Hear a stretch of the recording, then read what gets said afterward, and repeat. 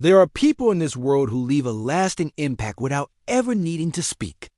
They don't seek attention or try to stand out, yet something about them quietly reveals truths others might not have been ready to face. These people act as mirrors, not in a superficial sense, but in a much deeper, more stirring way. They reflect parts of others that are often hidden or long-forgotten fragments of the self that have been buried too deep to reach. Carl Jung once said that what irritates us about others can guide us to a better understanding of ourselves. It also means reflecting the shadow of those parts people would rather avoid. And not everyone is ready for that. Some resist, some withdraw. And some individuals, just by existing, naturally activate that inner journey in others. Without meaning to push for change, their presence alone can trigger deep shifts in the minds and hearts of those around them. Even without saying a word, you can cause people to let their guard down or put up strong defenses. Without intending to, without seeking attention, you become the point where unspoken truths begin to surface. Not because you name them, but because your presence creates space for honesty. Not because you're being confrontational, but because your energy reflects back to them exactly what's there, without filters. For those who hide behind facades, that clarity can be overwhelming. It's not that you're absorbing everyone's emotions. You're awakening them. Your presence no longer aligns with superficial interactions or relationships that ignore what matters. Suddenly, you become the target of someone's misplaced anger, or you become the listener of secrets you didn't ask to hear, or the container for confusion, sadness, or frustration that isn't your own. You've become a quiet catalyst, a mirror that simply reveals what needs to be seen. It's not a conscious effort. It's simply who they are. You become the canvas for feelings others don't know how to face. But if you've noticed that your presence tends to change the tone of conversations, make people speak more openly, or act differently around you, without you doing anything, there's a chance you're one of those mirrors. Sometimes it's strangers, co-workers, or acquaintances who barely know you but still react strongly to your presence. But gradually, you've come to an important realization. It's not about what you do, but who you are. It's your vibration. Over time, you've started to recognize that there's something in your energy subtle, yet powerful, that stirs up emotions in others that they've long kept buried. You may wonder why people confide in you so easily, why they reveal personal things they've never shared before, or why some even cry around you without understanding why. That's not random. That's resonance. Your energy opens emotional doors they couldn't unlock themselves. They're not traditional teachers. They don't instruct with words or lectures, but through their energy, through their presence. Their essence speaks louder than any advice. They are energetic mirrors, but you're no longer blaming yourself. You're beginning to understand that not everyone is ready to see their reflection clearly. And you weren't meant to dull that reflection just to make others more comfortable. It reveals something important about your energy and your role in the lives of others. People often project their emotions onto you, feelings that aren't yours to carry. You were meant to hold it with compassion, even when it challenges others. Regardless of how neutral you try to be, your presence tends to amplify whatever people are already carrying. If they're anxious, it intensifies near you. If they're sad, it rises to the surface. And for those who have become numb, your presence alone can bring that disconnection to light. Maybe no one's ever pointed this out to you. Maybe even you haven't fully grasped it yet. It's not a simple role. Being a mirror doesn't just mean reflecting what's good. One of the first signs that you play this role is when people seem to change around you in ways you can't quite explain. It's not about your actions or your words. It's something subtler, something deeper. You may notice that some feel calm and settled in your presence, while others become uneasy, tense, even agitated for reasons that aren't obvious. You observe all of this in silence, unsure of what it means. But over time, patterns start to emerge. It can be uncomfortable for them and for you. Jung also said, we meet ourselves in the other. And for many, you have become that other. Your energy resonates so deeply with what is true that it leaves little room for denial. And while this has sometimes left you feeling emotionally overwhelmed, you're starting to see the bigger picture. Yes, it comes with a cost. Misunderstandings, sudden distance from people who once felt close. And perhaps that is your quiet gift to the world. There's a second sign, more subtle, but just as meaningful. Have you ever found yourself caught in someone else's emotional turmoil without doing anything in particular? It's as if something unspoken about you invites others to release their emotional burdens in your presence. Jung once said that what we reject within ourselves is often projected outward. And unknowingly, you have become that outward space for many. And it's not just close friends or family. You might have asked yourself, am I doing something wrong? Is it how I speak? The way I enter a room? What am I doing to cause this? But gradually, you've come to an important realization. It's not about what you do, but who you are. It's your vibration. You've come to understand that your presence becomes a kind of emotional mirror.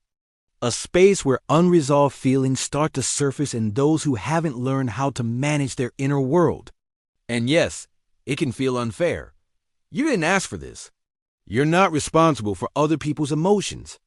And yet, for a long time, it's felt like you've had to carry them. But now, with more awareness, you're seeing the truth. It's not personal, it's energetic. But that admiration can quickly turn. Suddenly, they resent you, judge you harshly, or blame you for things that have nothing to do with you. Jung explained that projection is a defense mechanism. It's a way people unconsciously protect themselves from uncomfortable truths. Without meaning to, you've become a mirror for those truths. And you, by staying centered, by not absorbing their chaos or reacting from your own wounds, become a source of balance. Not just the pain and wounds, but also the potential they haven't claimed. This is why people sometimes place you on a pedestal, seeing in you a version of themselves they admire or wish they could be. You can remain present without losing yourself in someone else's emotional story. Even though it's draining at times, you're also beginning to see the hidden opportunity in it. Because the clearer you see that how people respond to you often reflects their own projections, the more effortlessly you can move through the world. When someone reacts to you with disproportionate anger, excessive praise, quiet resistance, or sudden rejection, you recognize with certainty, this isn't about you. It reflects something within them they've yet to confront, something buried in the shadows of their mind. Without realizing it, you become that fate and external symbol of the parts others disown. You've been the canvas where others project their fears, unmet needs, and forgotten dreams. You no longer dilute your essence to make others comfortable. You're not here to dim your light so others can remain in darkness. You're here to shine fully, to reflect without hesitation, to hold your energy without apology. In doing so, you give others a choice, not to follow or agree with you, but to look inward and face themselves. That, more than anything, is your true power. You understand now, those who are ready to truly see themselves will recognize something sacred in you. Those who aren't will see you as a threat, a trigger, a mirror they weren't prepared to face. And that's okay. And yes, it's been exhausting at times. It's made you question your direction, your relationships, even your identity.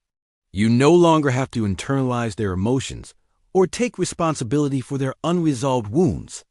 You can observe the chaos around you without becoming part of it. You're learning to stay grounded in your truth, even when others try to project their emotional unrest onto you. You're becoming the quiet presence where truth has room to surface. Sometimes, in that presence, others glimpse their real selves, even if they deny it, even if they react negatively to the discomfort your presence evokes. You no longer feel the urge to prove your worth or seek validation. You've come to understand that your role as an energetic mirror isn't to convince, argue, or explain. It's simply to reflect. And sometimes, reflection can be uncomfortable. It can stir resistance, fear, grief, shame, and anger. Not because you've done anything wrong, but because your energy highlights what others are not yet ready to face. You're still a mirror, but now you're a mirror that remembers its own reflection. Because in the end, their response isn't about you. It's about the parts of themselves they haven't made peace with. And what's extraordinary is that you've started to notice this cycle. Every projection, every emotional reaction is also a chance for the other person to become aware, to turn inward, to recognize their own reflection in what you show them. You become a space where transformation can begin. This isn't easy. You've felt emotions that weren't yours. You've carried burdens that didn't come from your own life. But now, you're understanding something essential. You can reflect without absorbing. You can hold space without carrying the weight. And with that realization, something shifts. A deeper sense of peace begins to take root. You're becoming free. More than that, you realize these projections, no matter how intense or draining, contain hidden messages. Instead of reacting defending yourself, explaining, or seeking to be understood, you've learned to hold space with calm neutrality. As Jung said, what we do not bring into consciousness appears in our lives as fate. But now you see clearly. You can reflect without losing yourself. And through this quiet strength, you've grown more resilient. You no longer fragment yourself just to be accepted. Your purpose isn't to be agreeable to everyone. It's to live in alignment with the energy you're meant to embody. You're not here to dim your light so others can remain in darkness. You're here to shine fully, to reflect without hesitation, to hold your energy without apology. In doing so, you give others a choice not to follow or agree with you, but to look inward and face themselves. That, more than anything, is your true power. Third sign. People feel emotionally exposed around you, even if you said nothing. You've likely noticed that conversations tend to deepen in your presence. Defenses soften. Silences gain weight. A space where authenticity can emerge. You realize there's no need to lead or direct conversations. It's simply to allow it. You're learning not to carry others' emotions or feel responsible for their self-discoveries. Your task is to stay rooted in your own presence, and that stillness is what transforms. You know, it's not about you. It's about the process. Your role isn't to cling, convince, or explain. It's to remain true to your energy, even if that means standing alone. Even if it requires letting go of relationships that can't meet you at the depth where you live now. You've learned to let go of these moments without spiraling into pain or chasing explanations that only drain your energy. And now, you no longer mistake that retreat as rejection. You see it as part of their internal reckoning. You've seen this pattern, how in moments of confusion or emotional turmoil, people come to you. They confide in you. They open up. But once the truth you reflect back becomes too real, too confronting, they vanish. You stop participating in empty talk, stop feeding dynamics that feel false, and refuse to validate what doesn't resonate. Some people, after opening up to you, feel shame, fear, or anger. Not because you exposed them, but because they touched something inside themselves they weren't prepared to face. You've become a mirror, and as Jung said, the soul doesn't always thank the mirror right away. It often needs time. That inner clarity is felt by others, even if they don't consciously understand why. Your presence alone, the way you listen, the way you look creates room for masks to slip away. Because your energy no longer tries to fix, control, or please. It simply holds. You can't return to spaces where masks are expected, where avoidance is the norm, where connection is shallow. You've made a choice in every act, in every quiet release, to be a space where the soul feels safe to emerge, even if that sets you apart. And that choice has strengthened you. It's made you clear. It's made you a mirror and a vessel for something greater. The ability to create that kind of space without effort is one of the clearest signs you're an energetic mirror. People feel they can release with you, cry without shame, speak truths they've never shared. And you, without judgment, without absorbing their burdens, become the quiet place where they meet their real selves. You hold the silence, the pain, the raw vulnerability of others without rushing to soothe it, explain it, or wrap it in advice. And in that clear space, people feel safe enough to be themselves maybe for the first time.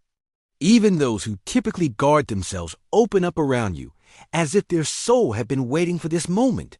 Simply by being there, others feel invited to drop the surface-level facade and explore parts of themselves they've long avoided. Carl Jung taught that the soul instinctively senses where it can be seen without judgment. Unintentionally, you've become that place. It's not because you're doing something extraordinary. It's because your frequency only allows space for what's real. Jung also said that the collective unconscious recognizes where it's safe to surface. And you become one of those rare spaces. That's a permission you might never have received yourself.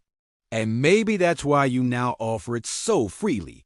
Even when it's exhausting to hold space for others' emotional release, you've learned your role isn't to manage or solve what comes up. You also understand that the space you create isn't always received with gratitude. You've learned to honor that time. You don't expect immediate appreciation or acknowledgement for the awakenings your presence may spark. You no longer take it personally. Some people stay, others leave. Some deny what they saw altogether.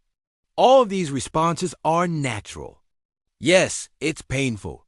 But you know it's the cost of choosing what's real. Fourth sign, people seek you out when they need clarity, but often withdraw when they're not ready to face it. Jung once noted that the unconscious seeks mirrors, but also resists them when they reveal more than the mind can handle. It used to hurt. You wondered if you were doing something wrong. You know now your presence will attract what is ready to awaken and repel what is not. Your responsibility isn't to hold on to every connection. It's to remain grounded in who you are, even when others come and go, even when your truth means walking alone. You will be felt, but not always embraced. And yet, you will remain a reflection of truth, unwavering. Because this is the cost of being a mirror. You will be seen, but not always welcomed. Because you now understand that the mirror isn't responsible for what others see. It simply reflects. Carl Jung once said that what we suppress within ourselves can end up destroying us from the inside. But when we have the courage to see it in another, it opens a door to healing. And in that clarity, people often come to you in times of confusion, only to retreat when they realize what they're really seeing is their own inner misalignment reflected back. And for many people, you've become that doorway. It challenges people to truly face themselves, and not everyone is willing to do that. You won't lower your frequency to be easier to accept. Not intentionally, but because you no longer connect with what's superficial. Your energy has become so clear, so precise, that it no longer supports what is fake, forced, or distorted. You've come to see that not everyone is seeking truth. Some just want affirmation. Some want brief connection. Others want emotional distraction. But you can't offer that anymore. Because your presence, without trying, calls for authenticity. Something in their voice, their eyes, their energy has shifted. Still, you've chosen not to tone yourself down to make others feel better. Because you know that those who are ready to meet your reflection will find something sacred in you. And those who aren't, they too deserve their own journey, their own pace, their own space. In silence and without expectations, you let things unfold as they must. A clear, steady mirror offering reflection with no demand that the other understand it in that moment, even when they misread you or place their unresolved pain onto you. But by the transformation you may spark in them, even from a distance. Because you understand now, being a mirror means letting people see themselves only when they are ready, not before, not through pressure, not because of need. You've also realized that your role as a mirror isn't defined by how long someone stays in your life. You've noticed how, after those intense encounters, those seemingly fleeting moments, some people come back later. They don't always explain it. They may not thank you, but you feel it. Something moved inside them. That's part of your quiet purpose, not to lead, not to instruct, not even to shine a spotlight, but to be a mirror. You've learned to respect others' paths, even when they walk away. Jung said the soul reflects itself in another, not when it wants to, but when it's ready. And by standing in your truth without chasing, without demanding, without needing results, you allow that reflection to happen in its own time. You've let go of needing to be chosen. And those who aren't will continue on their own journey until life brings them new reflections. You've released the need to maintain connections that only exist when you dim your light or blur your clarity. You no longer pretend to be what you're not. And now you understand, being a mirror also means holding space, even when that space feels empty. It means honoring distance. It means recognizing that rejection isn't about you, but about the reflection they aren't ready to face. That realization has freed you. You don't need everyone to stay.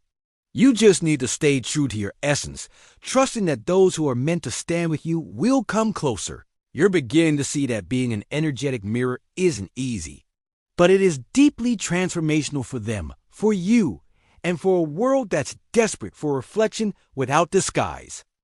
The fifth sign. Your presence alone can harmonize or disrupt the energy of a room without any effort on your part. Have you noticed? You walk into a space and something shifts. The air feels different.